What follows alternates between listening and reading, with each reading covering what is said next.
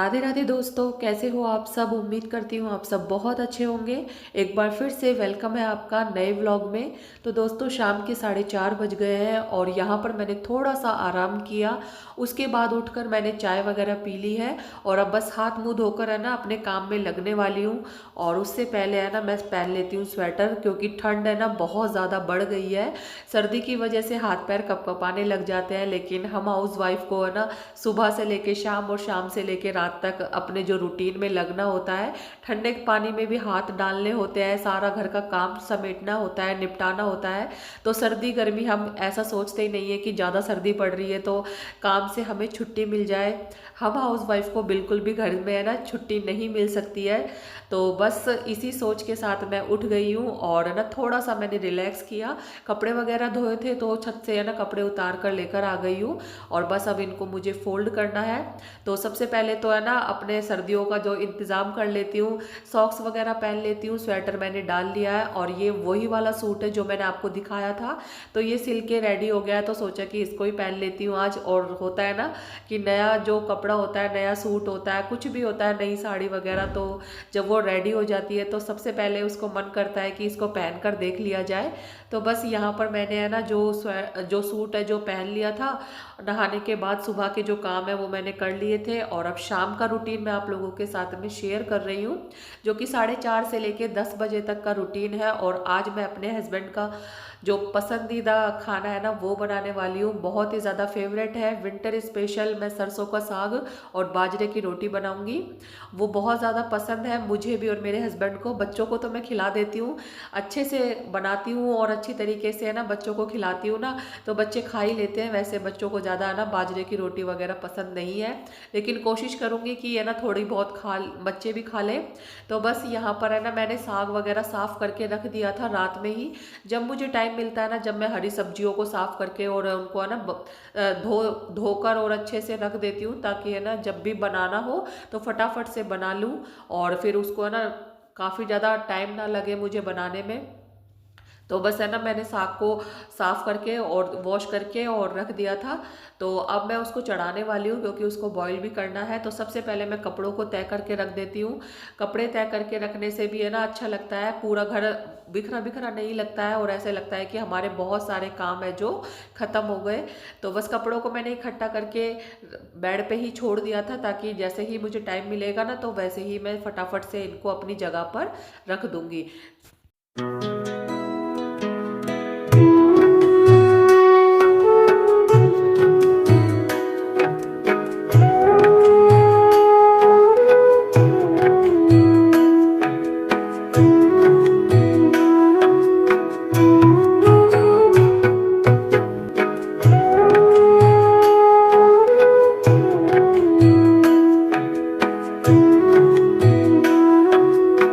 तो देखिए दोस्तों, सारे कपड़े मैंने अच्छे से फोल्ड कर दिए हैं।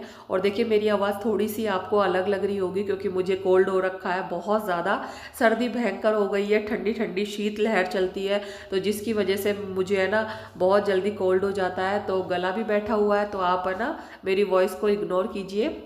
और चलिए, अब कपड़ों को मैंने अपनी जगह पर रख दिया है और आज मुझे करना है ओवन को साफ़। माइक्रोवेव है ये। और देखिए दोस्तों, ये है ना मेरे पास कई सालों से ऐसे ही रखा हुआ था। काफ़ी पुराना ये मेरा माइक्रोवेव है, एलजी का है। तो ये जब ख़राब हो गया था ना तो मैंने इसको ठीक नहीं किया करवाया, क्योंकि है ना हमारे यहाँ पर है ना ठीक करने वाला कोई नहीं मिला हमें। तो ये ऐसे ही स्टोर रूम में रखा हुआ था। बाकी सारी चीज़ें इसकी सारी बिल्कुल अच्छे से है, लेकिन है ना बस ये हीटिंग नहीं करता है, बिल्कुल हीट नहीं दे रहा था, कोई चीज़ गर्म नहीं हो रही थी। और मैंने इसको जो का त्यों रख दिया। सोचा भी नहीं था कि इसकी दोबारा से मुझे सफाई करनी पड़ेगी, अच्छे से इसको है ना दोबारा रीयूज़ करना पड़ेगा। तो बस क्या हुआ ना कि जैसे ये कई सालों से रखा हुआ था, वैसे मुझे इसे खरीदे हुए कम से कम 6-7 साल हो गए और 2-3 साल से ये ऐसे ही रखा हुआ था। काफ़ी पुराना है, पुराना मॉडल है इसका। तो मैंने स्टोर में इसको ऐसे ही रख दिया था। अचानक से पता नहीं मेरे बेटे को क्या हुआ और उसने पूछा कि हमारा माइक्रोवेव ठीक है या नहीं। तो बस मैंने उसको बताया और फटाफट से वो है ना सुबह लेकर गया और दोपहर में ही इसको ठीक करवा कर घर ले आया। क्योंकि सर्दियां हैं तो सर्दियों में है ना बच्चों को मन होता है पिज़्ज़ा खाने का, या फिर कोई भी चीज़, ब्रेड सैंडविच हो गया, कॉफ़ी मग हो गया, मग कॉफ़ी बनाते हैं या फिर कॉफ़ी मग का केक बनाते हैं जो मग में बनाते हैं। तो इस तरीके की डिशेज़ है ना बच्चे देखते रहते हैं, तो उनका भी मन होता है कि ऐसी चीज़ें हम घर पर ही बनाकर खाएं। तो बस उसको ये लगा कि जल्दी से इसको सही करवा के ठीक करवा कर लेकर आता हूँ, ताकि मम्मी भी हमें इस तरीके से कुछ ना कुछ बनाकर इसमें खिलाएगी सर्दियों के टाइम में। तो ये काफ़ी पुराना था, और देखिए जिस चीज़ की जब ज़रूरत होती है ना तब ही उसका ठीक होना अचानक से हो ही जाता है, चाहे चीज़ कितनी ही साल पुरानी हो। लेकिन मैंने इसको अच्छे से रखा हुआ था तो ये काफ़ी अच्छी कंडीशन में था, और जो इसके अंदर की प्लेट है ना वो भी बिल्कुल एकदम परफेक्ट रखी हुई थी। अगर प्लेट ख़राब हो जाती या टूट जाती ना तो ये मुझे काफ़ी महंगा पड़ता, और फिर मुझे इसको है ना बेचना ही पड़ता, नया ही खरीद कर लाना पड़ता।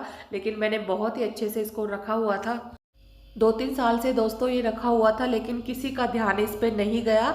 मैं जब भी स्टोर की सफाई करती थी ना तभी इसको ऐसे ही सेट करके रख देती, और यही सोचती कि पता नहीं ये ठीक होगा या नहीं होगा, या मुझे दूसरा ही माइक्रोवेव लाना पड़ेगा। लेकिन बेटे का अचानक से दिमाग घूमा और वो है ना उसी दिन लेकर गया जिस दिन उसने पूछा था, और है ना 2-3 घंटे के अंदर ही इसको ठीक करके लेकर भी आ गया। अब उसको ये लग रहा था कि मम्मी इसकी जल्दी से सफाई कर दो ताकि कुछ ना कुछ इसमें डिश बना ले। और फिर सर्दियों में होता है ना कि गरम गरम चीज़ें ही खाने का मन हो, सब्जी वगैरह भी हम रख देते हैं बना के, तो फटाफट ओवन होता है या माइक्रोवेव होता है तो उसमें तुरंत ही गर्म करके खा लेते हैं। तो सर्दियों के लिए तो ये बेस्ट ऑप्शन होता है। तो मेरे पास तो देखिए ये इतने सालों से पड़ा हुआ था, आखिर इसका टाइम आ ही गया। और टाइम से पहले दोस्तों किसी चीज़ का होना या ना होना मायने नहीं रखता है। जब जिसका टाइम होता है ना उसी समय वो चीज़ घर में आती है और उसी समय ही वो ठीक होती है। तो ये चीज़ है ना जिंदगी के ऊपर भी आधारित है, और कोई भी चीज़ को लेकर भी ये बनी हुई बातें हैं कि जिस समय जिसका टाइम होता है उसी टाइम के अकॉर्डिंग वो काम होता है, वरना वो चीज़ें ऐसे की ऐसे रखी रहती है। या जिंदगी की भी बात होती है तो ऐसे ही होता है कि जो चीज़ का हमें मन होता है, जो चीज़ की हमें ज़रूरत होती है और जिस चीज़ को हमें पाना होता है ना वो हमें उसी टाइम पर मिलेगी जब भगवान ने लिखा होगा हमारी किस्मत में कि ये चीज़ हमें मिलनी है या नहीं, तब समय के अनुसार ही वो चीज़ हमें मिल जाएगी। कहते हैं ना भगवान के घर भी देर है अंधेर नहीं, तो बस वही बात है।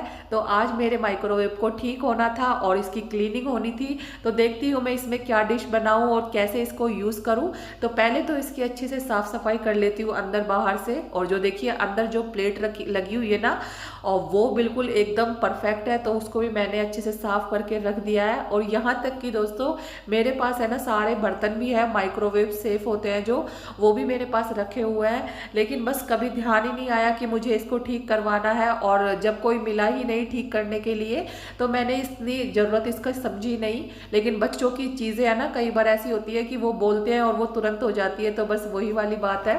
तो यहाँ पर मेरे माइक्रोवेव की सफाई हो गई थी। उससे पहले मैंने है ना जो साग को अच्छे से धोकर और चढ़ा दिया था, इसमें मिर्च धनिया वगैरह सब कुछ डाल के, और देखिए अच्छे से बॉईल हो गया है।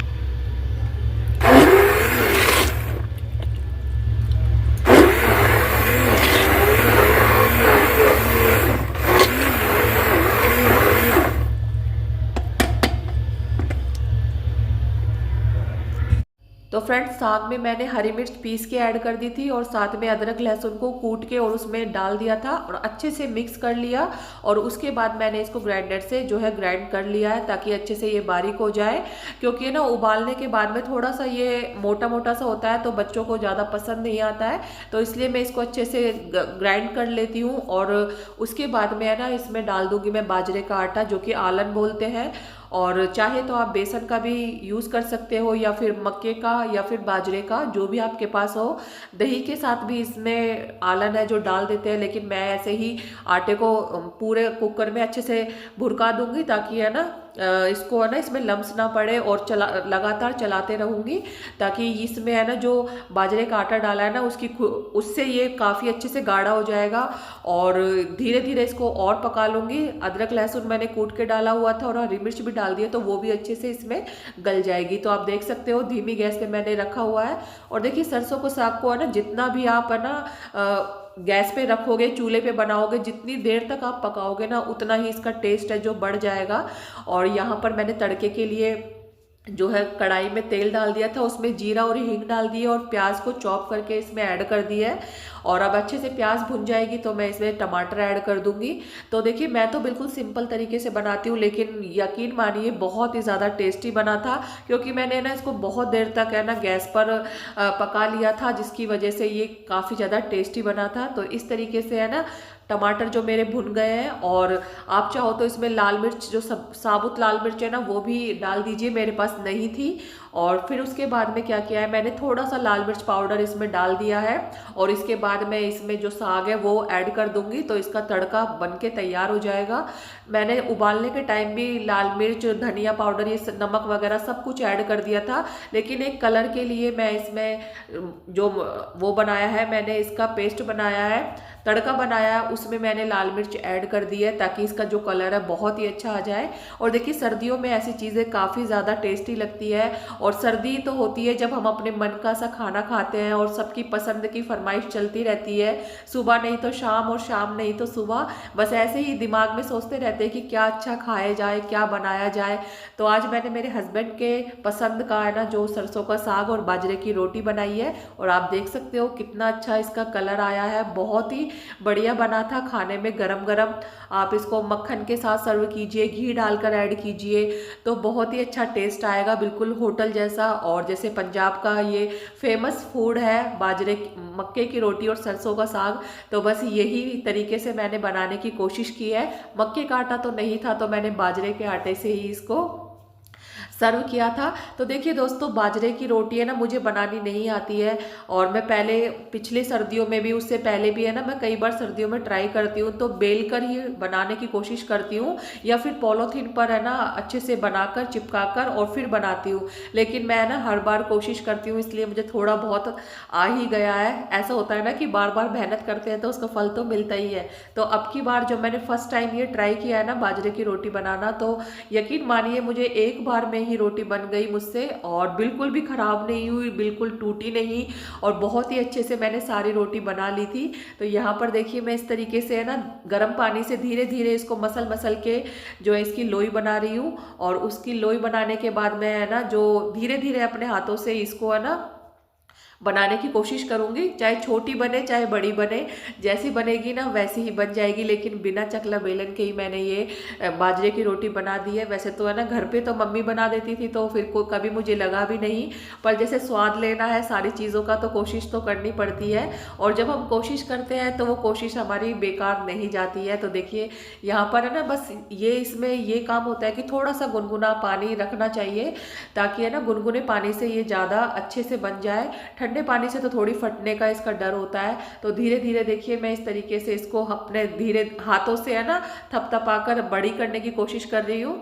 लेकिन ये सबसे पहले मैंने कान्हा जी के लिए बना ली है छोटी सी रोटी बाजरे की, उनको मैं भोग लगा दूंगी घी बूरा का और बाजरे की रोटी के साथ या फिर गुड़ के साथ। और ये देखिए दूसरी रोटी बनाई थी, ये भी बहुत ही अच्छे से परफेक्ट बनी है, और आज मुझे बहुत ज़्यादा खुशी हो रही थी कि मैंने है ना बाजरे की रोटी हाथों से ही बनाकर तैयार कर ली है। वैसे तो मुझे बेलन से और चकले से बनानी पड़ती थी और उसमें भी काफ़ी ज़्यादा टाइम लग जाता। तो ये मैं हस्बैंड को सबसे पहले खाना देकर आऊँगी, और बच्चे है ना मना करते हैं बाजरे की रोटी खाने के लिए, लेकिन फिर भी मैं उनको एक एक रोटी तो बनाकर खिलाऊंगी।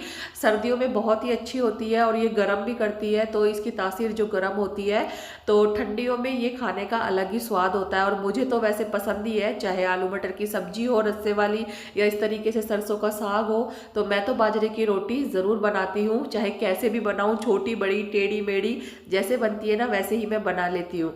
तो अब यहाँ पर देखिए गर्मा गर्म बाजरे की रोटी घी लगी हुई, और सरसों का साग उसमें भी मैंने घी ऐड कर दिया है, और साथ में गुड़, तो आ रही है ना वही पंजाब वाली फीलिंग। तो बस वही फीलिंग के साथ मैं हस्बैंड को देकर आऊँगी। और यकीन मानिए इतनी तारीफ हुई थी मेरी सब्जी साग की भी बहुत ज़्यादा, और साथ में रोटी की भी, और बहुत ही टेस्टी जो है ये हमारा डिनर बना था। तो आप भी मेरे तरीके से ज़रूर बनाइएगा, और आप भी इंजॉय कीजिए विंटर स्पेशल साग को, क्योंकि सर्दियों में ही मज़ा आता है इन चीज़ों को खाने में। तो यहाँ पर मैं हस्बैंड को देकर आऊँगी। और फिर ये होता है ना कि जब हम कोई चीज़ बनाते हैं तो उसकी तारीफ भी सुनने का मन होता है। तो बस बार बार मैं पूछ के आ रही थी कि कैसी बनी है रोटी, कैसी बनी है सब्जी, तो सबने बहुत ज़्यादा तारीफ़ की कि सब्जी बहुत ज़्यादा टेस्टी बनी है जो साग बनाया है मैंने। तो बस यहाँ पर मैं उनको देकर आ गई हूँ। अब यहाँ बच्चों के लिए एक एक रोटी बनाऊंगी और फिर अपने लिए बाद में बनाऊंगी, क्योंकि मुझे बर्तन वगैरह सब समेटने हैं, सब साफ करने हैं, गैस वगैरह क्लीन करनी है। तो इस तरीके से है ना, पहले मैं सबको खिला दूंगी और फिर अपने लिए 2 रोटी बाद में बनाऊंगी। और ये होता है ना कि गरम गरम रोटी ही टेस्टी लगती है। जितने मेरा साग भी ठंडा हो जाएगा तो उसको भी मैं गरम कर लूंगी, और फिर उसके बाद में मैं आराम से सारा काम निपटाने के बाद ही जो है रोटी अपना जो खाना खाऊंगी। और फिर उसके बाद में जो है सारे रात के काम है वो मेरे ख़त्म हो जाएंगे। तो यहाँ पर देखिए मैंने सारे काम है जो ख़त्म कर लिए थे और खाना भी खा लिया है। और अब देखिए यहाँ पर मैं पूरी गैस को अच्छे से क्लीन कर दूंगी, क्योंकि है ना जब साग बनाते हैं ना तो बहुत ज़्यादा छींटे लगते हैं, जिसकी वजह से गैस बहुत ज़्यादा गंदी हो गई थी। स्लैब वगैरह सब अच्छे से मैं क्लीन कर दूंगी, और रात के टाइम ही पूरी किचन को मैं क्लीन करके सोती हूँ, ताकि सुबह काफ़ी अच्छा लगे और काम करने में भी जी लगे। तो दोस्तों मेरा आज का व्लॉग यही था, कैसा लगा आपको ज़रूर बताइएगा। शाम के 4:30 से लेके 10 बजे तक का ये मेरा इवनिंग रूटीन, नाइट रूटीन आपको ज़रूर पसंद आया होगा। पसंद आए तो वीडियो को लाइक ज़रूर कीजिए, और पहली बार आए हो तो चैनल को सब्सक्राइब किए बिना बिल्कुल मत जाइए। मेरी वीडियो अगर आपको पसंद आती है तो कमेंट में मेरे साथ ज़रूर शेयर कीजिएगा कि आपको मेरे व्लॉग कैसे लगते हैं, मेरा जो डेली रूटीन है वो कैसा लगता है, विंटर वाला रूटीन आपको कैसा लगा, और ये साग और बाजरे की रोटी आपको कैसी लगी, ज़रूर बताइएगा। मिलती हूँ मैं नेक्स्ट व्लॉग में, तब तक के लिए bye bye, take care, good night.